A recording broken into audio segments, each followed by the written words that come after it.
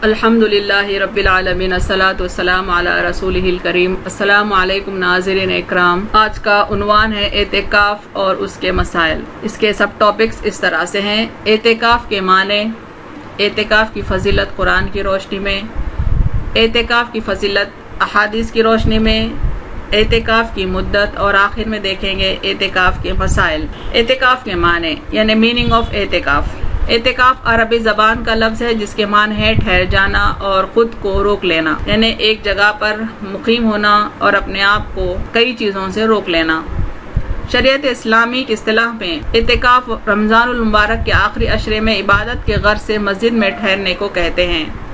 In Islamic شریعہ کی terminology میں اعتکاف کے معنی بتائے جا رہے ہیں کہ رمضان کے آخری عشرے میں عبادت کی غرض سے مسجد میں ٹھہرنے کو کہتے ہیں۔ معتکف کو چاہیے کہ ساتھ میں روزہ رکھے، مباشرت کو بالکل ترک کرے اور اللہ تعالیٰ سے تقرب اور اجر و ثواب کی نیت کرے۔ یہ سب سے زیادہ اہم ہے کہ اللہ تعالیٰ کا تقرب حاصل کرنے کے لیے اعتکاف کرے۔ اعتکاف فرض کفایہ ہے، یعنی ایک بستی سے اگر ایک مومن بندہ بھی معتکف ہو جائے 10 دن کے لیے رمضان کے آخری عشرے میں تو تمام بستی کے مومن بندوں سے وہ فرض پورا ہو جائے گا۔ اگر کوئی بھی بندہ معتکف نہ ہو تمام بستی کے مسلمان گناہگار ہوں گے۔ پچھلی امتوں پر روزے فرض ہونے کے ساتھ ساتھ اعتکاف بھی فرض کفایہ تھا۔ اب دیکھتے ہیں اعتکاف قرآن کی روشنی میں۔ اعوذ باللہ من الشیطان الرجیم، بسم اللہ الرحمن الرحیم۔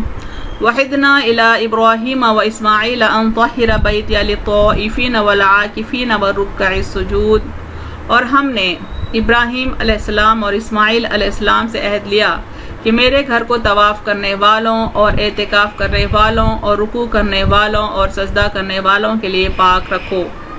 اللہ تعالیٰ نے ابراہیم علیہ السلام اور اسماعیل علیہ السلام کو حکم دیا کہ اللہ کا گھر یعنی بیت اللہ مسجد حرام کو پاک و صاف رکھا جائے، کیونکہ لوگ دور دور سے عمرے کے لیے آتے ہیں، حج کے لیے آتے ہیں، طواف کرتے ہیں اور معتکف بھی ہوتے ہیں اس مسجد میں اور نماز بھی ادا کرتے ہیں، لہٰذا ان تمام کے لیے مسجد حرام کو پاک و صاف رکھا جائے۔ اس آیت سے 2-3 باتیں معلوم ہوتی ہیں۔ ایک تو مسجد کو پاک و صاف رکھنے کا حکم آیا ہے، اور دوسری بات ابراہیم علیہ السلام اور اسماعیل علیہ السلام کو حکم دیا گیا، یعنی تقریباً 5000 برس پہلے ان انبیاءوں کا دور تھا۔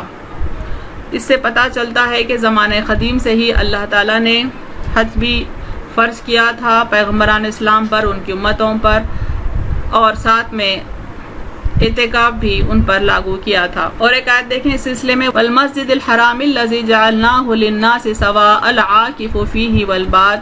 اور مسجد حرام میں سب برابر ہیں، اس میں معتکف رہنے والا بھی اور باہر سے آنے والا بھی، یعنی جو وہاں پر اعتکاف بیٹھتے ہیں ان کا بھی مقام اللہ کے پاس زیادہ ہے، اور جو بہت دور دراز سے آتے ہیں طواف کر کے چلے جاتے ہیں ان کے لیے بھی اللہ تعالیٰ کے پاس عزت و احترام ہے۔ اعتکاف کی فضیلت احادیث کی روشنی میں، حضور اکرم صلی اللہ علیہ وسلم نے اپنی حیات مبارکہ میں ہمیشہ اعتکاف کیا ہے اور اس کی بہت زیادہ تاکید فرمائی، یعنی اعتکاف کی فضیلت سمجھنے کے لیے، اس کی اہمیت سمجھنے کے لیے یہ کافی ہے کہ ہمارے نبی اکرم صلی اللہ علیہ وسلم نے ہجرت کے بعد مدینہ منورہ کی زندگی میں وفات تک ہر سال اعتکاف کیا۔ 1 سال نہ کر پائے تو اس کے بعد والا سال آپ نے اس کی قضا ادا فرمائی۔ بہرحال آپ صلی اللہ علیہ وسلم کے اس عمل سے پتہ چلتا ہے کہ اعتکاف کی اہمیت کیا ہے۔ چنانچہ ام المومنین حضرت عائشہ صدیقہ رضی اللہ عنہا فرماتی ہیں کہ بے شک نبی کریم صلی اللہ علیہ وسلم رمضان المبارک کے آخری عشرے میں اعتکاف کرتے تھے، یہاں تک کہ آپ صلی اللہ علیہ وسلم خالق حقیقی سے جا ملے۔ پھر آپ صلی اللہ علیہ وسلم کی ازواج مطہرات اعتکاف کیا کرتی تھیں۔ یہ احادیث صحیحہ سے ثابت ہے۔ حضرت عبداللہ بن عباس رضی اللہ عنہ بیان کرتے ہیں کہ رسول اللہ صلی اللہ علیہ وسلم نے معتکف کے بارے میں فرمایا کہ وہ گناہوں سے باز رہتا ہے اور نیکیاں اس کے واسطے جاری کر دی جاتی ہیں، شخص کی طرح جو یہ تمام نیکیاں کرتا ہو۔ یعنی اعتکاف کی فضیلت ہے کہ اول تو معتکف گناہوں سے بچا رہتا ہے، باز رہتا ہے، اور دوم ایسی نیکیاں اس کے حق میں لکھ دی جاتی ہیں جو اس نے نہیں کی، لیکن ایسے لکھ دی جاتی ہیں جیسے کہ اس نے وہ تمام نیکیاں کی ہوں۔ اعتکاف کی مدت احادیث کی روشنی میں، ہم یہاں پر اعتکاف کی مدت کے علاوہ اعتکاف کب کون سے دنوں میں بیٹھنا چاہیے یہ بھی دیکھ رہے ہیں۔ اعتکاف رمضان کے آخری عشرے میں۔ ام المومنین حضرت عائشہ صدیقہ رضی اللہ عنہا نے کہا کہ نبی کریم صلی اللہ علیہ وسلم رمضان کے آخری عشرے میں اعتکاف کرتے اور فرماتے کہ رمضان کے آخری عشرے میں شب قدر کو تلاش کرو۔ اس حدیث سے یہ دلیل مل رہی ہے کہ آپ صلی اللہ علیہ وسلم رمضان کے آخری عشرے میں اعتکاف کرتے اور لوگوں کو بھی نصیحت کرتے کہ رمضان کے آخری عشرے میں شب قدر کو تلاش کرو۔ یعنی آپ صلی اللہ علیہ وسلم کا جو مین پرپس رہتا تھا آخری عشرے کو سلیکٹ کرنے کا، اس کے پیچھے شب قدر تھا۔ اعتکاف کب اور کتنے دن کریں؟ ابو سعید خدری رضی اللہ عنہ نے کہا کہ نبی کریم صلی اللہ علیہ وسلم کے اس عشرے میں اعتکاف کیا کرتے جو مہینے کے بیچ میں پڑتا ہے۔ انہیں پہلے آپ صلی اللہ علیہ وسلم رمضان کے بیچ کے عشرے میں اعتکاف کیا کرتے تھے۔ 20 راتوں کے گزر جانے کے بعد جب 21ویں تاریخ کی رات آتی تو شام کو آپ گھر واپس آ جاتے۔ جو لوگ آپ کے ساتھ اعتکاف میں ہوتے وہ بھی اپنے گھروں میں واپس آ جاتے۔ ایک رمضان میں آپ جب اعتکاف کیے ہوئے تھے تو اس رات میں بھی مسجد ہی میں مقیم رہے جس میں آپ کی عادت گھر آ جانے کی تھی۔ یعنی پہلے آپ صلی اللہ علیہ وسلم بیچ کے عشرے میں اعتکاف کرتے تھے، لیکن ایک بار ایسے ہوا جس تاریخ کو آپ گھر آ جاتے تھے اس تاریخ کو بھی آپ مسجد ہی میں رہے۔ پھر آپ نے لوگوں کو خطبہ دیا اور جو کچھ اللہ تعالیٰ نے چاہا آپ نے لوگوں کو اس کا حکم دیا۔ پھر فرمایا کہ میں اس دوسرے عشرے میں اعتکاف کیا کرتا تھا، لیکن اب مجھ پر یہ ظاہر ہوا کہ اب اس آخری عشرے میں مجھے اعتکاف کرنا چاہیے۔ اس لیے جس نے میرے ساتھ اعتکاف کیا ہے وہ اپنے معتکف ہی میں ٹھہرا رہے، اور مجھے رات یعنی شب قدر دکھائی گئی لیکن پھر بھلا دی گئی، اس لیے تم لوگ اسے آخری عشرے کی طاق راتوں میں تلاش کرو۔ یعنی آپ صلی اللہ علیہ وسلم کو ایک بار اطلاع دی گئی کہ شب قدر آخری عشرے میں ہے، اسی لیے آپ صلی اللہ علیہ وسلم بیچ کے عشرے میں اعتکاف کرنے کے باوجود آخری عشرے کا اعتکاف کنٹینیو کرے، اور صحابہ کرام سے مخاطب ہو کر بھی فرمائے کہ جو میرے ساتھ معتکف ہیں ان کو چاہیے کہ وہ اپنا اعتکاف آخری عشرے میں کنٹینیو کرے، چونکہ شب قدر آپ صلی اللہ علیہ وسلم کو آخری عشرے میں بتائی گئی اور اس کی تاریخ آپ سے بھلوا دی گئی۔ اعتکاف کتنے دن کا ہونا چاہیے، یعنی منیمم یا میکسیمم کچھ لمٹ ہے کیا؟ ہم دیکھتے ہیں۔ ابی بن کعب رضی اللہ عنہ سے روایت ہے کہ نبی اکرم صلی اللہ علیہ وسلم رمضان کے آخری عشرے میں اعتکاف کیا کرتے تھے، یعنی آخری کے 10 ڈیز، اگر مہینہ 29 ڈیز کا ہے تو پھر 9 ڈیز۔ ایک سال کسی وجہ سے اعتکاف نہیں کر سکے تو اگلے سال آپ صلی اللہ علیہ وسلم نے 20 رات کا اعتکاف کیا، یعنی ایک سال کسی وجہ سے آپ کو پوسٹ پون کرنا پڑا تو اس کا کمپنسیشن، اس کی خزا آپ صلی اللہ علیہ وسلم نے نیکسٹ ایئر ادا کی، تو 10 دن کے ساتھ ساتھ پچھلے 10 دن ملا کر 20 دن کا اعتکاف ہوا۔ ابو ہریرہ رضی اللہ عنہ نے بیان کیا کہ رسول اللہ صلی اللہ علیہ وسلم ہر سال رمضان میں 10 دن کا اعتکاف کیا کرتے تھے، لیکن جس سال آپ صلی اللہ علیہ وسلم کا انتقال ہوا اس سال آپ صلی اللہ علیہ وسلم نے 20 دن کا اعتکاف کیا تھا، یعنی پچھلے سال کے 10 دن کا اعتکاف باقی تھا۔ آپ صلی اللہ علیہ وسلم نے اس کی قضا اپنے زندگی کے آخری سال ادا کی۔ ایک دن اور ایک رات کا اعتکاف بھی ممکن ہے۔ اس حدیث کو دیکھیں، عبداللہ بن عمر رضی اللہ عنہ کہتے ہیں کہ عمر رضی اللہ عنہ نے زمانے جاہلیت میں اپنے اوپر کعبے کے پاس ایک دن اور ایک رات کے اعتکاف کی نظر مانی تھی، تو انہوں نے نبی اکرم صلی اللہ علیہ وسلم سے دریافت کیا تو آپ صلی اللہ علیہ وسلم نے فرمایا اعتکاف کرو اور روزہ رکھو۔ حالانکہ یہ نظر جاہلیت کے دور کی ہے کہ حضرت عمر رضی اللہ تعالیٰ عنہ نے ایک دن اور ایک رات کا اعتکاف کرنے کی نیت مانی تھی، لیکن جب اسلام لایا تو آپ صلی اللہ علیہ وسلم کے سامنے اس نظر کا ذکر کیا تو آپ صلی اللہ علیہ وسلم نے نظر کو پوری کرنے کا حکم دیا، کہا کہ اعتکاف کرو، یعنی ایک دن اور ایک رات کا جو اعتکاف آپ نے نظر مانی تھی اس کو پورا کرنے کا حکم دیا، اور ساتھ میں اس دن روزہ رکھنے کا بھی حکم دیا۔ اعتکاف کے مسائل قرآن و حدیث کی روشنی میں اب دیکھتے ہیں اعتکاف کے مسائل کیا ہیں اور قرآن اور حدیث سے اس کا سلیوشن کیا ہے۔ اعتکاف کے مسائل قرآن میں سورہ بقرہ کی آیت کا ایک حصہ دیکھتے ہیں، چونکہ اس میں معتکف لوگوں کے لیے کچھ رہنمائی ہے۔ وَلَا تُبَاشِرُوهُنَّ وَأَنْتُمْ عَاكِفُونَ فِي الْمَسَاجِدِ تِلْكَ حُدُودُ اللَّهِ فَلَا تَقْرَبُوهَا كَذَلِكَ يُبَيِّنُ اللَّهُ آيَاتِهِ لِلنَّاسِ لَعَلَّهُمْ يَتَّقُونَ، اور ان سے مباشرت نہ کرو۔ معتکف لوگوں سے اللہ تعالیٰ مخاطب ہے کہ اپنی بیویوں سے مباشرت نہ کریں جبکہ تم مسجدوں میں معتکف ہو، یہ اللہ کی حدیں ہیں سو ان کے قریب نہ جاؤ۔ اسی طرح اللہ اپنی آیتیں لوگوں کے لیے بیان کرتا ہے تاکہ وہ پرہیزگار ہو جائیں۔ معتکف مریض کی عیادت اور جنازے میں شرکت نہ کرے۔ دیکھیں اس حدیث کو، ام المومنین عائشہ رضی اللہ عنہا کہتی ہیں کہ سنت یہ ہے کہ اعتکاف کرنے والا کسی مریض کی عیادت نہ کرے، یعنی اپنے مقام میں اعتکاف سے باہر نہ آئے مریض کی عیادت کی نیت سے، نہ جنازے میں شریک ہو، نہ عورت کو چھوئے اور نہ ہی اسے مباشرت کرے، اور نہ کسی ضرورت سے نکلے سوائے ایسی ضرورت کے جس کے بغیر کوئی چارہ نہ ہو، یعنی شدید ضرورت کے تحت وہ اس مقام سے نکل سکتا ہے، اور بغیر روزے کے اعتکاف نہیں، یعنی اگر اعتکاف کی نیت کرنا ہے تو روزہ بھی رہنا ضروری ہے، اور جامع مسجد کے سوا کہیں اور اعتکاف نہیں۔ بعض علماء نے جامع مسجد کے علاوہ عام مسجدوں میں بھی اعتکاف کرنے کی اجازت دی ہے، چونکہ ہر مومن بندے کے لیے ممکن نہیں ہوتا کہ وہ جامع مسجد تلاش کرے، اور نہ ہی ہر بستی میں جامع مسجد ہوتی ہے، اسی لیے علماء نے عام مسجد میں بھی اعتکاف کرنے کی اجازت دی ہے۔ اور بعض علماء نے ان بستیوں میں جہاں خواتین کے لیے مساجد میں اعتکاف کا انتظام نہیں ہوتا اور نہ ہی خواتین کے لیے سیکیورٹی ہوتی ہے، تو ایسے حالات میں خواتین کو گھر کے ایک کونے میں بھی معتکف ہونے کی اجازت دی ہے۔ معتکف بلا حاجت گھر سے نہیں جانا چاہیے، یعنی جو اعتکاف میں ہے اس بغیر اہم وجوہات کے اسے گھر نہیں جانا چاہیے۔ عائشہ رضی اللہ عنہا نے بیان کیا کہ حضرت صلی اللہ علیہ وسلم مسجد سے اعتکاف کی حالت میں سر مبارک میری طرف حجرے کے اندر کر دیتے اور میں اس میں کنگا کر دیتی۔ حضور صلی اللہ علیہ وسلم جب معتکف ہوتے تو بلا حاجت گھر میں تشریف نہیں لاتے تھے، یعنی سخت ضرورت کے تحت ہی آپ صلی اللہ علیہ وسلم گھر میں تشریف لایا کرتے تھے۔ معتکف کہاں تک جا سکتا ہے، یعنی کن حالات میں وہ اپنے مقام میں اعتکاف سے باہر آ سکتا ہے؟ نبی کریم صلی اللہ علیہ وسلم کی پاک بیوی حضرت صفیہ رضی اللہ عنہا نے خبر دی کہ وہ رمضان کے آخری عشرے میں جب رسول اللہ صلی اللہ علیہ وسلم اعتکاف میں بیٹھے ہوئے تھے، آپ صلی اللہ علیہ وسلم سے ملنے مسجد میں آئیں، تھوڑی دیر تک باتیں کی، پھر واپس ہونے کے لیے کھڑی ہوئیں۔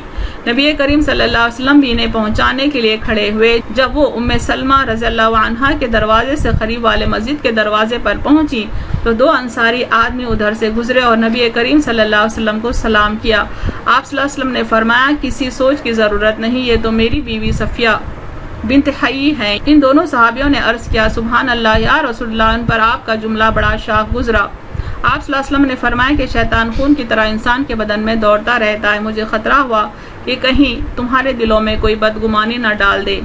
یعنی ایک مرتبہ ایسا ہوا، رات کا وقت تھا، آپ صلی اللہ علیہ وسلم سے آپ صلی اللہ علیہ وسلم کی بیوی حضرت صفیہ رضی اللہ تعالیٰ عنہا ملنے آئی۔ جو واپس ہونے لگی تو آپ صلی اللہ علیہ وسلم کو محسوس ہوا کہ واپسی کا راستہ انسیکیور ہے، تو آپ صلی اللہ علیہ وسلم نے ان کو اکمپنی کرنے کی کوشش کی اور پھر آپ کو وہ ان کے گھر تک پہنچانے کے لیے مسجد کے باہر آئے۔ اس سے پتہ چلتا ہے کہ معتکف ضرورت کے تحت اپنے مقام سے باہر آ سکتا ہے۔ اعتکاف کی حالت میں غلام آزاد کرنا۔ عبداللہ بن بدیل سے مروی ہے کہ وہ یعنی حضرت عمر رضی اللہ عنہ حالت اعتکاف میں تھے، لوگوں نے اللہ اکبر کہا تو پوچھا، عبداللہ یہ کیا ہے؟ انہوں نے کہا کہ قبیلہ حوازن والوں کے قیدیوں کو رسول اللہ صلی اللہ علیہ وسلم نے آزاد کر دیا ہے۔ کہا یہ لونڈی بھی تو انہی میں سے ہے، چنانچہ انہوں نے اسے بھی ان کے ساتھ آزاد کر دیا۔ یعنی حضرت عمر رضی اللہ تعالیٰ عنہ ایک وقت اعتکاف میں تھے، باہر اللہ اکبر کی صدا سنی تو معلوم کیا کہ کیا وجہ ہے، تو پتہ چلا کہ رسول اللہ صلی اللہ علیہ وسلم نے ایک پرٹیکولر قبیلے کے لوگوں کو آزاد کر دیا ہے، ان کے قیدیوں کو آزاد کر دیا ہے۔ تو حضرت عمر رضی اللہ تعالیٰ عنہ نے اپنے نبی کے عمل کی تعمیل کرنے کے لیے اپنے مقام میں اعتکاف سے باہر آئے اور اپنے غلام کو آزاد کر دیا۔ اس حدیث سے بھی پتہ چلتا ہے کہ سخت ضرورت کے تحت مقام اعتکاف سے وقتی طور پر باہر آیا جا سکتا ہے۔ پوسٹ پونمنٹ آف اعتکاف، یعنی کسی وجہ سے اعتکاف نہیں بیٹھ سکے تو کیا اس کو ہم پوسٹ پون کر سکتے ہیں، کیا اس کی قضا ادا کر سکتے ہیں؟ یہ دیکھیں اس حدیث سے، اٹ واز نریٹڈ فرام ابی بن کعب رضی اللہ تعالیٰ عنہ that the Prophet صلی اللہ علیہ وسلم used to spend the last 10 days of Ramadan in اعتکاف. One year he was traveling, so the following year he spent 20 days in اعتکاف. یعنی آپ صلی اللہ علیہ وسلم ہر سال رمضان کے آخری دہے میں اعتکاف بیٹھا کرتے تھے، لیکن ایک بار سفر میں ہونے کے سبب آپ صلی اللہ علیہ وسلم نے اس کے بعد والا سال اس کو قضا کیا اور جملہ 20 دن کا اعتکاف کیا۔ اعتکاف ارینجمنٹس، یعنی آپ صلی اللہ علیہ وسلم کے اعتکاف کے سلسلے میں کیا ارینجمنٹس کیے جاتے تھے۔ It was narrated from Abu Sa'id al-Khudri رضی اللہ تعالیٰ عنہ that the messenger of Allah صلی اللہ علیہ وسلم observed اعتکاف in a Turkish tent, over the door of which was a piece of reed matting. He pushed the mat aside, then he put his head out and spoke to the people.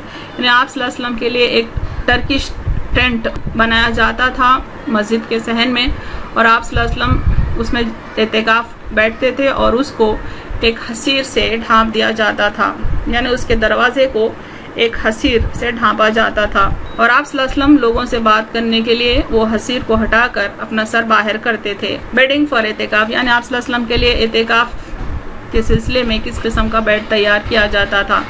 It was narrated from Ibn Umar raziyallahu ta'ala anhu that when the Prophet sallallahu alaihi wasallam observed i'tikaf, his bedding would be spread for him or his bed would be placed there for him behind the pillar of repentance. یعنی مسجد منورہ کے ایک خاص ستون کے پیچھے آپ صلی اللہ علیہ وسلم کا ٹینٹ بنایا جاتا تھا اور اس میں آپ کی بیڈنگ بھی تیار کی جاتی تھی، یعنی جہاں پر آپ اعتکاف کے دنوں میں آرام فرمایا کرتے تھے۔ خواتین کا اعتکاف، دیکھیں آپ صلی اللہ علیہ وسلم کی زندگی میں خواتین کا اعتکاف کس قسم کا ہوتا تھا، کہاں ہوتا تھا۔ عائشہ رضی اللہ عنہا نے کہا کہ رسول اللہ صلی اللہ علیہ وسلم ہر رمضان میں اعتکاف کیا کرتے۔ آپ صبح کی نماز پڑھنے کے بعد اس جگہ جاتے جہاں آپ کو اعتکاف کے لیے بیٹھنا ہوتا۔ بی بی عائشہ رضی اللہ تعالیٰ عنہا فرماتی ہیں کہ رسول اللہ صلی اللہ علیہ وسلم ہر رمضان میں اعتکاف کیا کرتے تھے اور صبح کے وقت ہی مسجد کے وہ مقام کو چیک کر لیتے تھے جہاں پر آپ مغرب سے اعتکاف شروع کرتے۔ ایک بار ایسے ہوا کہ عائشہ رضی اللہ تعالیٰ عنہا بھی مسجد میں اعتکاف کرنے کی اجازت چاہی، آپ صلی اللہ علیہ وسلم نے انہیں اجازت دے دی، اس لیے انہوں نے اپنے لیے بھی مسجد میں ایک خیمہ لگا لیا۔ تو بی بی عائشہ رضی اللہ تعالیٰ عنہا نے بھی اپنے لیے ایک خیمہ بنوا لیا۔ حفصہ رضی اللہ عنہا یعنی زوجہ مطہرہ نبی کریم صلی اللہ علیہ وسلم نے سنا تو انہوں نے بھی ایک خیمہ لگا لیا، یعنی حضرت حفصہ کو بھی خواہش ہوئی تو انہوں نے بھی ایک خیمہ لگا لیا۔ زینب رضی اللہ عنہا زوجہ مطہرہ نبی کریم صلی اللہ علیہ وسلم نے سنا تو انہوں نے بھی ایک خیمہ لگا لیا۔ صبح کو جب حضرت صلی اللہ علیہ وسلم نماز پڑھ کر لوٹے تو 4 خیمے دیکھے۔ آپ صلی اللہ علیہ وسلم نے دریافت فرمایا یہ کیا ہے؟ آپ صلی اللہ علیہ وسلم کو حقیقت حال کی اطلاع دی گئی۔ آپ صلی اللہ علیہ وسلم نے فرمایا انہوں نے تو اب ثواب کی نیت سے یہ نہیں کیا، یعنی آپ صلی اللہ علیہ وسلم دیکھتے ہیں صبح کے ٹائم اس طرح سے 4 ازواج مطہرات اپنے اپنے خیمے لگا لیں تو پوچھے کہ یہ کیا ہے؟ آپ صلی اللہ علیہ وسلم کو اطلاع دی گئی تو آپ صلی اللہ علیہ وسلم نے فرمایا کہ نہیں، یہ ثواب کی نیت سے نہیں ہے بلکہ صرف ایک دوسرے کے مقابلے کے لیے یہ کیا ہے، انہیں اکھاڑ دو، میں انہیں اچھا نہیں سمجھتا۔ چنانچہ وہ اکھاڑ دیے گئے۔ آپ نے بھی اس سال رمضان میں اعتکاف نہیں کیا بلکہ شوال کے آخری عشرے میں اعتکاف کیا۔ آپ صلی اللہ علیہ وسلم کو ناگوار گزرا کہ وہ آپس میں مقابلہ کرنے کے لیے ایسا کی تو آپ صلی اللہ علیہ وسلم نے ان کو کھڑوا دیا اور خود اپنا بھی اعتکاف اس سال کینسل کر دیا اور نیکسٹ منتھ یعنی شوال کے آخری عشرے میں آپ نے اپنا اعتکاف مکمل کیا۔ اس حدیث سے ہم کو یہ انفارمیشن ملتی ہے کہ خواتین کا اعتکاف بھی مسجد میں ہونا چاہیے۔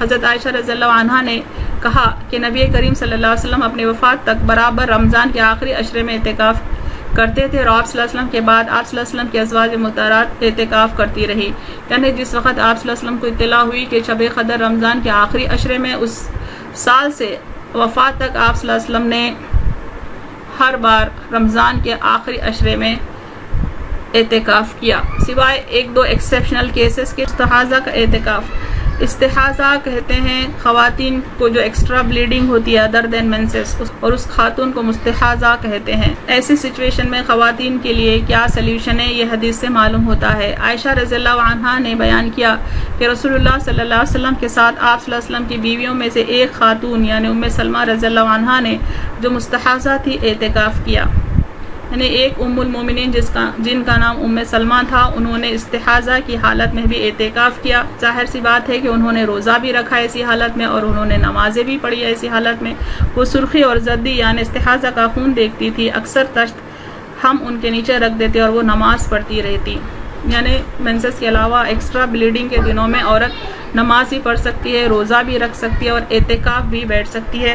صحیح بخاری کی اس حدیث سے ثابت ہے۔ اعتکاف میں بیمار کی عیادت۔ It was narrated that Aisha رضی اللہ تعالیٰ عنہ said, I used to enter the house to relieve myself and there was a sick person there and I only inquired after him as I was passing through.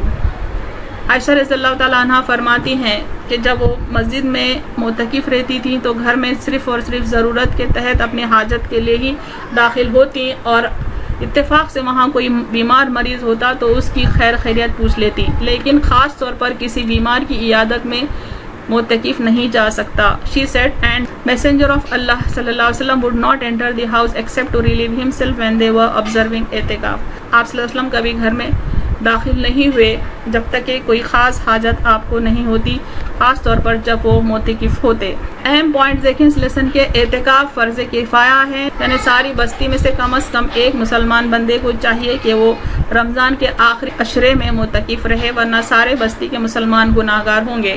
شریعت اسلامی کی اصطلاح میں اعتکاف رمضان المبارک کے آخری عشرے میں عبادت کی غرض سے مسجد میں ٹھہرنے کو کہتے ہیں۔ معتکف کو چاہیے کہ ساتھ میں روزہ رکھے، مباشرت کو بالکل ترک کرے اور اللہ تعالیٰ سے تقرب اور اجر و ثواب کی نیت کرے۔ یعنی اہم ترین مقصد اعتکاف کا اللہ سے تقرب حاصل کرنا اور اجر و ثواب کی نیت سے اعتکاف کرنا۔ معتکف کو چاہیے کہ وہ مقام اعتکاف سے غیر ضروری باہر نہ آئے۔ معتکف گناہوں سے بچایا جاتا ہے اور اس کے حصے میں بے شمار نیکیاں لکھی جاتی ہیں۔ وآخر دعوانا ان الحمد للہ رب العالمین۔